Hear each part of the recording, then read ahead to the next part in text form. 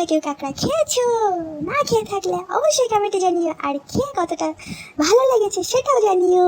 তো বন্ধুরা দেখো, মা এখানে কাঁকড়া পরিষ্কার করে নিল, তারপরে এই যে নুন হলুদ মাখিয়ে নিল। এইবার আমি আজকে কাঁকড়ার ঝোল খাবো। কি মজা! এই যে এখানে ছোট ছোট করে আলু কুচি কুচি করে কেটে রেখেছে, আলু দিয়ে কাঁকড়ার ঝোল, কি মজা! তারপরে এই যে পেঁয়াজ রসুন আদা লঙ্কা সমস্ত কিছু মা পেস্ট করে দিচ্ছে। মা আবার লঙ্কা দেওয়ার সময় বলছে যে বেশি লঙ্কা ঝাল খেতে পারবি না, বেশি ঝাল খেলে কিন্তু তোর অসুবিধা হবে। যতই হোক মা বলে কথা তো বন্ধুরা।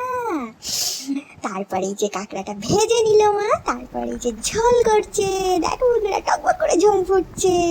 বাবা, এই যে চলে এসছে আমার কাঁকড়ার থালা। কি মজা! তো এখানে আমি খাচ্ছি কাঁকড়ার ঝোল আর ভেন্ডি ভাজা।